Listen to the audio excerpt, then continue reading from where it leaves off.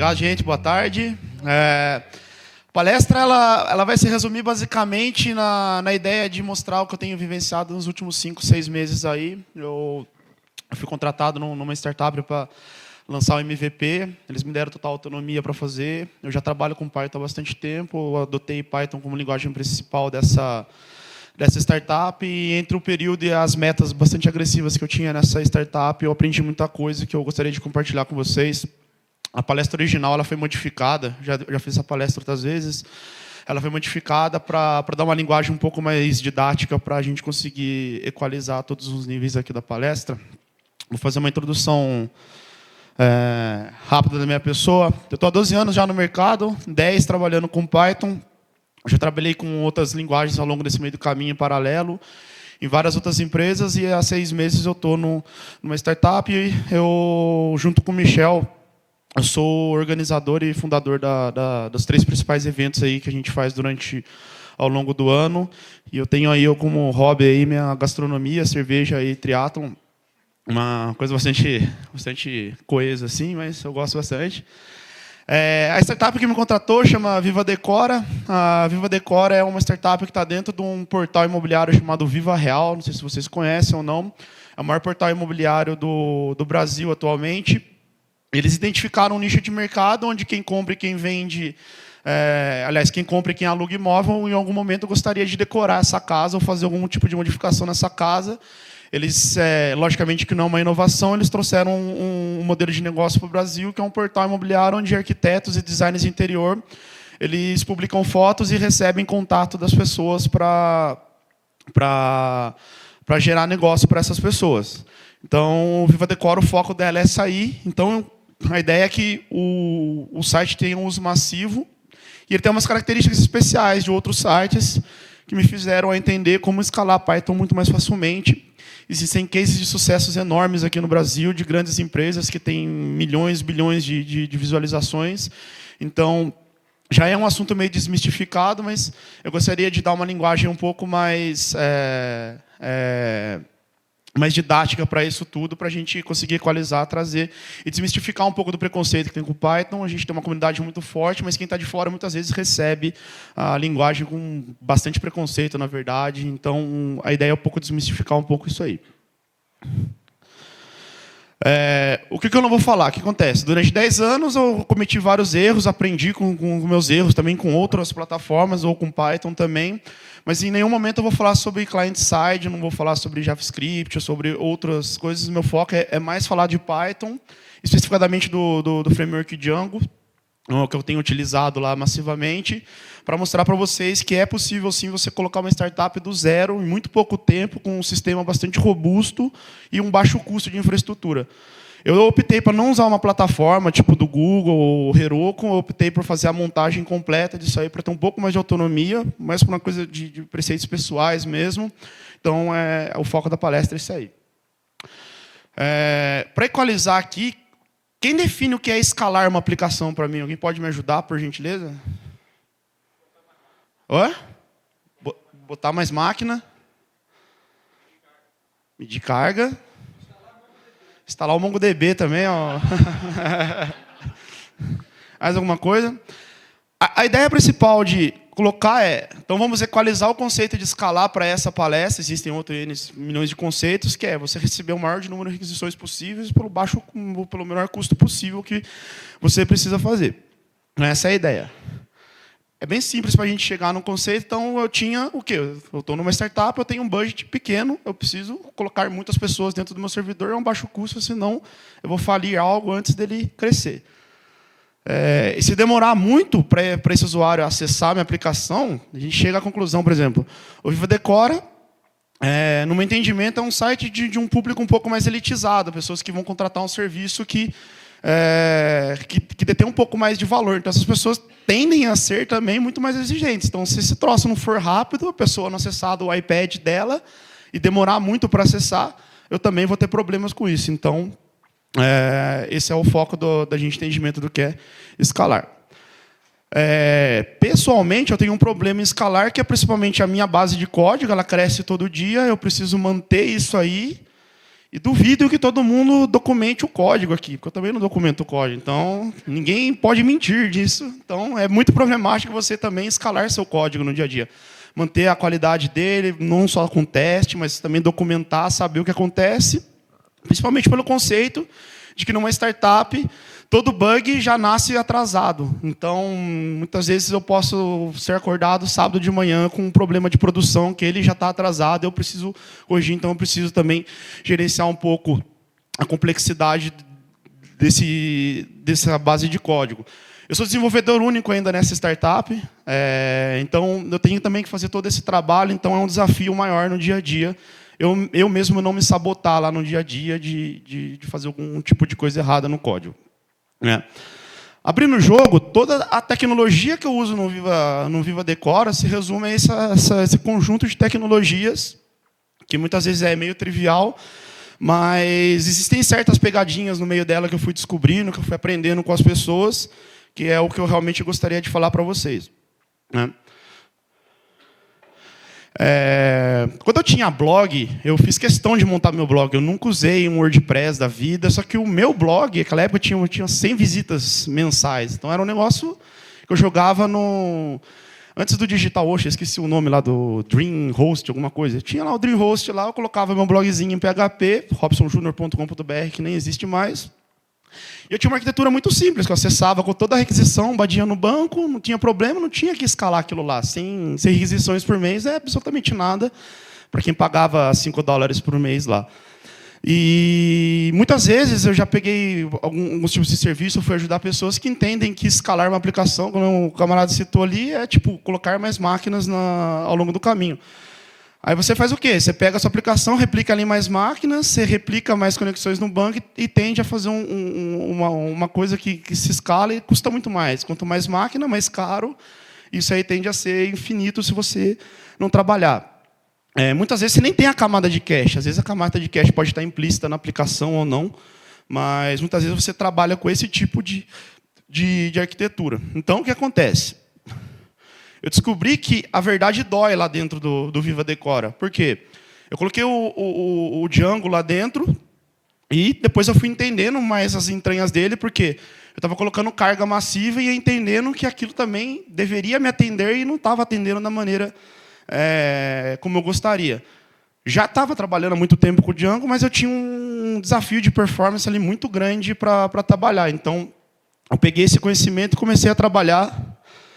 E descobri que Django não escala, cara. Não tem como escalar esse troço de uma maneira efetiva, que nem a gente fala, a gente pode bater, existem debates muito, muito violentos aí no dia a dia, mas a minha conclusão é que Django não escala. Mas não se assuste, Tony, fica tranquila. Se ele não sabe fazer, ele sabe quem faz. Essa que é a sacada do Django. Então, já que ele não sabe fazer, ele sabe quem faz.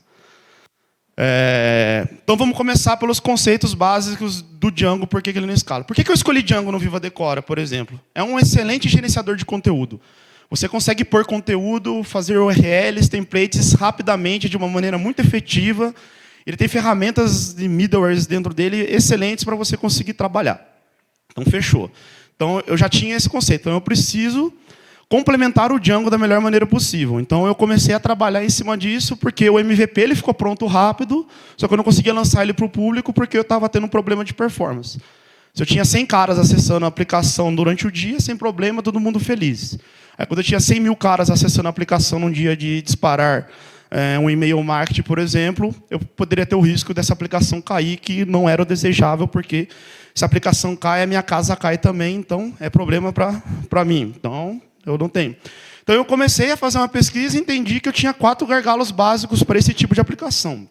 Era o banco de dados, eu tinha um cache em cima dela, o tráfego da rede, porque aí eu vou explicar um pouco do que o Viva Decora faz, e as imagens sendo tratadas dentro da aplicação.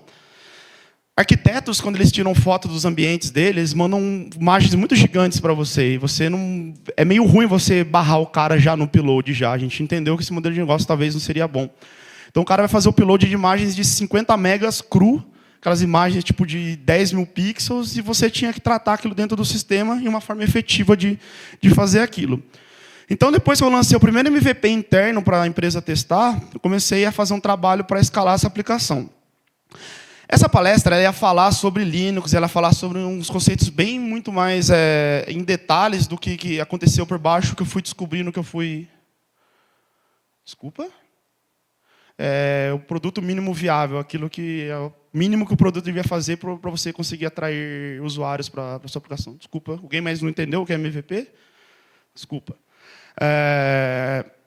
Com esse MVP lançado lá internamente, eu tive que começar a fazer um trabalho e fui aplicando frequentemente testes de carga até chegar num nível bastante aceitável e que a aplicação tinha uma qualidade boa na base de código. Então, a gente vai começar a falar um pouquinho sobre o que eu aprendi, com o banco de dados dentro do Django. De vez eu colocar... o Django ele tem um mecanismo interno dele que ele permite que você faça conexões distintas em bancos de dados, dentro de bancos de dados, e você consiga gerenciar isso de forma transparente. Isso é muito bom para nós. Então, o que acontece? O Viva Decora, por natureza, é uma aplicação muito mais de leitura do que de escrita em banco. Então, o que eu fiz? Eu fiz um esquema de arquitetura no banco de dados que eu tenho uma instância muito pequena fazendo escrita em banco de dados, mas ela replica. Eu fiz testes de performance em tempos de carga muito enorme. Demora meio segundo para uma escrita ser replicada nas réplicas de banco de dados. E o Django ele me dá esse suporte todo transparente. Então, o que acontece? Eu tenho uma instância muito pequena de escrita que replica em bancos de dados grandes. Então, essa foi a primeira coisa que eu aprendi. E a primeira coisa que eu consegui fazer, diminuir drasticamente o tempo da minha aplicação. O RM de Django é um excelente ARM. Então, assim, tem pessoas que têm preconceito com isso. Eu não tive problema nenhum com performance diretamente em cima disso. Se você souber fazer as queries certinhas, souber fazer a seleção certinha, você não tem problema nenhum com isso, né?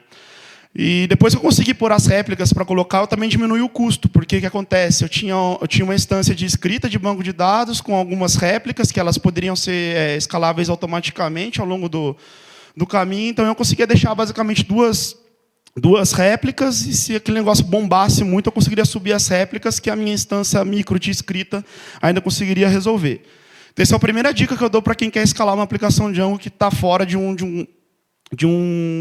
uma plataforma de serviço, né? Aí eu fui fazer o teste de carga. Ainda assim, a aplicação estava respondendo meio ruim. Já tinha um pouquinho de cache na aplicação, mas ainda assim a aplicação estava respondendo bastante ruim depois de um determinado número de usuários. Aí voltamos para a prancheta, falei, vamos reestruturar isso aí.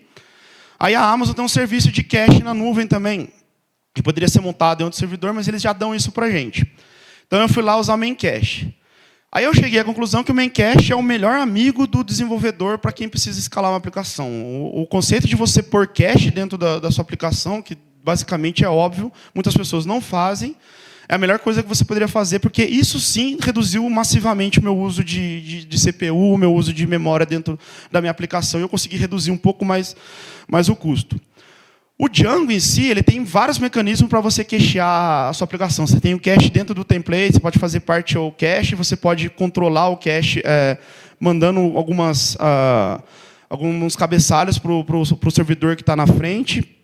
E você também pode fazer alguns caches dentro da aplicação. Então, começamos a destrinchar isso aí. Então, eu comecei a identificar dentro dos meus templates aquilo que eu poderia cachear. Depois eu comecei a identificar o que era dado naquilo lá. E depois eu comecei a trabalhar dentro das chaves do meu cache. Então, foi um trabalhinho de 3 semanas. Eu comecei a fazer trabalhinho de formiguinha, fazendo profile na aplicação, até que eu conseguisse pegar. Então, no próximo teste de carga, eu já identifiquei que o acesso ao meu banco de dados estava muito pequeno. É basicamente para validar a sessão de usuário, para ver se o usuário estava ativo ou não, e alguma coisinha ou outra que eu precisava validar de foto em tempo real. Então, a segunda dica é cacheie tudo que você puder na sua aplicação, não tenha medo de usar cache. O maior problema de você usar cache é quando você vai invalidar esse cache. Talvez seja um problema, eu acho que o segundo problema a resolver na humanidade, como é que eu invalido o cache. O segundo é saber o sentido, o primeiro é saber o sentido da vida, talvez, mas invalidar cache é bem complexo de você saber. Então, o Django ele dá mecanismos para vocês de sinais, quando você manipula os modelos dentro da aplicação, ele pode disparar alguns sinais dentro da aplicação, que ali você consegue trabalhar com a invalidação de cache e gerar as suas regras de invalidação de cache. Então, não se torna tão doloroso. E hoje, ainda assim, é um dos maiores problemas que eu tenho dentro do Viva Decora é com saber como invalidar cache em determinadas situações, que se eu invalido um cache, às vezes eu tenho que invalidar outro, que não precisa ser invalidado, e eu preciso consumir um pouco mais da aplicação. Aí fui fazer mais testes de carga. Peguei... Como é que eram meus testes de carga? Quem conhece JMeter aqui? Eu pegava o JMeter, eu fiz um script de JMeter que varria a página principal do Viva Decora, ia introspectando dentro dos links e tipo, ele fazia uma rota de até 7 links para dentro do Viva Decora e eu colocava um número X absurdo de usuários até fazer minha aplicação cair. Ainda assim, essa aplicação ela começou a responder excelentemente bem, mas ainda assim não estava no que a gente estava esperando. Por algum momento eu pensei que aquilo era um absurdo, mas eu fui entendendo o modelo de negócio e entendi que eu precisava reduzir um pouco mais aquele tempo de resposta. Aí eu comecei a refinar o processo mesmo, entender que a diminuição como que o cache estava diminuindo o custo da minha aplicação. Aí comecei a entender. Eu fiz um processo dentro do Viva Decora que é bastante interessante, é que eu coloquei um job para rodar dentro dos servidores, né, de um dos servidores, que esquentava o cache frequentemente para mim. Então, além de garantir que a aplicação também estava gerando cache, eu tentava garantir que a aplicação já acessaria o cache já. Só que de vez eu começar a guardar resultado de query, começar a guardar resultado ou lista de objetos, eu adotei uma postura de pegar todos os modelos da aplicação, serializar esses modelos da aplicação, guardar eles no cache através de uma chave e todo o resultado de query que eu tinha dentro da aplicação que eu precisava ser feito, eu pegava a lista de IDs desse objeto e batia de novo no cache para pegar esses objetos. Esse aí foi o trivial para mim ali, que foi ali o que resolveu basicamente o meu problema.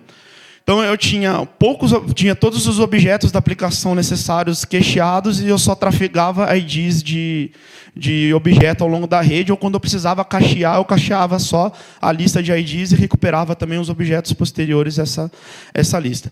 Isso sim resolveu muito o meu problema com relação à performance no main cache. Aí, quando eu estava falando do Signal, do Django, eu usei e abusei disso aí. Todos os meus modelos dentro da aplicação ele continham regras de negócio para invalidar ou validar caches dentro daquilo lá. E eu tive bastante sucesso com isso. Outra coisa que ajudou muito a minha vida dentro do contexto de colocar essa aplicação foi escrever pools de conexão para o banco, que o Django não faz isso efetivamente, de uma maneira que não me atendia bem. E ele não dava suporte a Elasticcache da Amazon. Então, o que acontece? Eu escrevi dois middlewares para o Django, que em breve eu consigo jogar no GitHub para vocês usarem. Toda vez que a aplicação se levanta, ela se renova dentro do servidor, ela abre um número X de conexões configurável, que fica esperando uma requisição nova chegar na aplicação. Toda vez que é uma requisição nova, ela vai lá na fila, puxa uma requisição que já está aberta, então eu eliminei o tempo de abertura de conexão, tanto no banco quanto no cache. E eu faço de frequência, frequentemente eu faço uma listagem dos servidores que eu estou colocando, ou seja, as réplicas que estão levantadas no MySQL ou os nós do main cache. Eu ponho isso numa blacklist, porque se um nó cair, eu consigo levantar outro automaticamente, a aplicação responde absurdamente rápida em cima disso. Então, você tem picos de acesso quando vai lançar um e-mail marketing, ou você tem algum tipo de promoção, a aplicação continua respondendo basicamente imperceptível para fazer isso. Então, essa é outra dica que eu dou. Aí, beleza. Mas, diretamente, eu estava trabalhando no conceito de que toda requisição acessava a minha aplicação de alguma maneira. Então, eu comecei também a trabalhar no sentido de tirar o acesso direto do usuário na minha aplicação. Então, eu coloquei uma camada de cache posterior e comecei a estatizar todos os conteúdos da minha aplicação. Então, o que acontece? Quando o usuário batia na aplicação, geralmente ele batia num cache de um HTTP de proxy reverso, se tivesse, só assim que ele bateria na aplicação. Então, qual que foi o resultado disso? Eu consegui aumentar um pouco mais, diminuir um pouco o tempo de resposta e consegui reduzir drasticamente o tamanho das minhas máquinas ao longo do dia. Eu poderia subir ou não as máquinas ao longo do dia dentro da Amazon. porque eu já tinha uma camada intermediária. Então, aí com os signos do Django, eu gerava páginas estáticas que serviam a esse usuário. Porque que acontece? O arquiteto, o nosso pessoal de negócio colocavam fotos de arquitetos dentro do Viva Decora. Eu gerava uma página daquilo e, muito provavelmente, aquilo ia ser pouco mudado. Então, eu conseguiria também trabalhar isso. Então, eu consegui reduzir a carga dentro do servidor na ordem de 70% nos testes de carga que a gente fez. Dentre as tecnologias que eu comecei a trabalhar, o Nginx foi uma das melhores que eu gostei, porque é um servidor muito, muito simples de ser resolvido, porque o MVP estava lançado em cima de Apache, com um módulo para aplicação encapsulada dentro do Apache. Então, aquilo também estava consumindo uma memória grande do servidor, mesmo que eu estava usando outros módulos do Apache para diminuir o custo de memória e conseguir melhorar a performance em requisição. Aí eu comecei a trabalhar um pouco mais na infraestrutura, porque a aplicação ela já estava satisfazendo o que eu precisava para o lançamento desse MVP. Então, fui trabalhar na infraestrutura para conseguir. Aí eu fui estudar um pouco do Nginx, que ele tem uma performance absurda, assim, é coisa de 20, 30 megas para atender 5.000 requisições simultâneas, por incrível que pareça, para servir arquivo estático na aplicação. Então, eu já consegui resolver bastante do meu problema com o Nginx. E eu aprendi que o Nginx, quando você vai compilar ele no servidor, vai fazer a instalação através de um gerenciador de pacote, ele instala com N módulos já pré-configurados, que muitas vezes você não precisa. Eu não precisava de basicamente nada no Viva Decora, então eu fiz a instalação baseada numa compilação simples, tirei todos os módulos, eu só coloquei o módulo de SSH e o módulo para trabalhar com o WISC, que depois eu vou mostrar o que é o WSGI. E setei que, por default, toda aplicação a não ser que eu forçasse algum tipo de controle, eu coloquei para dar o Keep Alive Off, porque todo o meu conteúdo estático do Viva Decora estava encapsulado dentro de um CDN automaticamente. Todo mundo sabe o que é CDN aqui? Ele estava encapsulado dentro de um CDN, então eu não precisaria ter esse problema de servir arquivo estático. Se eu precisava servir arquivo estático, são mais requisições no Nginx, e de alguma forma isso afetaria o meu desempenho lá. O WSGI, que a gente leu, e o WISC, é o processo de que é o seguinte: a minha aplicação Django estava dentro do módulo do Apache, e esse processo estava encapsulado dentro do Apache. Então, o WSGI, basicamente, ele põe a sua aplicação como processo do sistema operacional, para o sistema operacional gerenciar, e através de socket ou de um proxy, você consegue comunicar o seu servidor com a aplicação. Qual é a principal vantagem em cima disso? O WSGI ele dá suporte a você distribuir sua aplicação nos cores da aplicação de uma maneira mais efetiva. Então, você consegue configurar com um parâmetro, sem dar um downtime na sua aplicação, de você colocar o processo rodando, se você quiser distribuir, se você, por exemplo, tiver 4 cores na sua máquina, ele consegue automaticamente escalar para esses cores sem dar um downtime na aplicação. Isso aí você só muda o arquivo de configuração em tempo de execução, dá um touch nele lá, ou ele automaticamente carrega e levanta as aplicações. Outro ponto muito interessante desse servidorzinho é que você consegue fazer o recycle da memória depois de um número X de requisições na sua aplicação. Então, você consegue manter um número baixo de memória dentro do seu servidor, porque ele faz o recycle sempre para você. Então, você consegue servir muitas requisições e ele consegue fazer o recycle para você. Existe um conceito lá dentro que eles colocam na própria documentação, que para o número de cores da sua máquina dentro do WSGI, você multiplica por 2 mais 1 e você consegue atingir um nível de escalabilidade interessante. E o mesmo funciona para um Nginx. Então, você consegue integrar os dois. Outra coisa que eu achei muito interessante nos meus momentos, quando eu coloquei esse processo para rodar dentro do Viva Decora, tinha uma coisa muito interessante, que é uma dica bastante interessante, o WSGI estava consumindo só um core da aplicação. Então, eu regaçava de colocar requisição no servidor e você via o processo, só um processo levantava, fazia o recycle, levantava o recycle.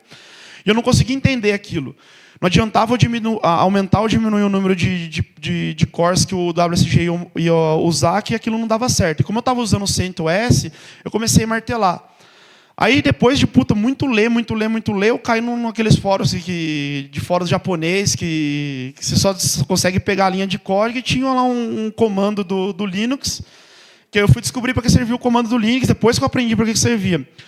O CentOS, 64 bits, ele tem um limite, ele tem um parâmetro que limita o número de conexões entre os processos internos da aplicação. Então, quando eu estava fazendo aquilo para um número X de requisições que estava entre o NGX para o WSGI, ele quebrava e a aplicação começava a responder 500, mas o servidor estava bem tranquilo ainda. Então, foi aumentar esse parâmetro, que é o NFContrack. Eu aumentei ele, aí eu peguei o número dele vezes o número de core dos cores da minha máquina. Eu consegui atingir, gargalar todos os cores, e eu consegui derrubar a aplicação depois de 3 vezes mais o número de usuários que a aplicação precisava ser respondida. Então, esse é o principal bizu que eu dou do CentOS para vocês. Hã? É que eu coloquei na anotação, desculpa, gente. Eu pensei que eu vou arrumar esse slide para disponibilizar no site do evento depois. E o outro conceito de você trabalhar com o WSGI é que ele tem um processo master que gerencia os workers, que você também consegue aumentar esse workers e os números de threads dentro desses workers também em tempo de execução, sem derrubar toda aquela galera que está utilizando. Aí o segundo momento foi, beleza, eu consegui fazer tudo isso, eu consegui atender e o MVP estava lançado. Porém, eu comecei a distribuir todos os gargalos da aplicação. Por exemplo, eu tinha um serviço paralelo que fazia o envio de e-mail para mim. Então, eu comecei a trabalhar com 2 componentes do Python, da comunidade Python, que é o Celery e o Fabric, que eles faziam tanto a integração e deploy contínuo para mim no dia a dia. Então, eu conseguia fazer aquilo ser muito rápido. Então, eu escrevia código, rodava o teste, eu jogava um pouquinho de carga em cima daquilo para entender. Aí eu fazia por amostragem, porque o teste meu de carga demorava em torno de 2 horas, 2 horas e meia, e consumia uma rede muito grande, então estava gerando um custo para fazer esse teste. Eu comecei a fazer a amostragem e já colocava código em produção, até que eu consegui atingir um nível de maturidade sozinho lá, que eu estava bastante confiante para as coisas que eu colocava em produção. Então eu comecei a distribuir os gargalos da aplicação. É uma aplicação que vivia bastante e-mail. Então, eu coloquei isso para ser, por mais que trivial que seja, eu coloquei isso para ser assíncrono no meio da jogada. Então, registro, recuperação de senha, contato com o arquiteto, visualização de foto, interesse de usuário. Então, essa distribuição de e-mail também ela foi toda por uma fila de mensagem para trabalhar. Com Celery. Celery é um gerenciador de tarefas do Python, que ele trabalha em um processo à parte da aplicação, ou pode trabalhar dentro da aplicação também, depende de como você configura. Outro processo lembra daquelas imagens que eu falei para vocês que entravam gigante? Também os próprios arquitetos, quando mandavam para nós, os arquitetos colocavam, eu precisava fazer um processamento. E o processamento se resumia, basicamente, extrair informações daquela imagem. No futuro próximo, a gente vai trabalhar com machine learning para ler as imagens e fazer algum tipo de tratamento para ela, mas como redimensionar a imagem, fazer o crop da imagem, diminuir um pouco da qualidade dela e tentar que ela ficasse o menor possível, com a maior qualidade possível, porque tem um componente na aplicação que eu não entrei no detalhe da arquitetura, mas tem um servidor de imagem que, como eu uso a infraestrutura toda da Amazon, eu uso o S3 para guardar todas as imagens da aplicação. Esse servidor de imagem é capaz de, em tempo de execução, eu formar uma URL, ele vai no S3, puxa a imagem, redimensiona, faz o crop dela, faz todo o processamento, coloca no CDN e distribui para o usuário. Se eu deixasse essas imagens gigantes de 100 megas, por exemplo, dentro do S3, ele demoraria até 4 minutos para fazer esse processo todo.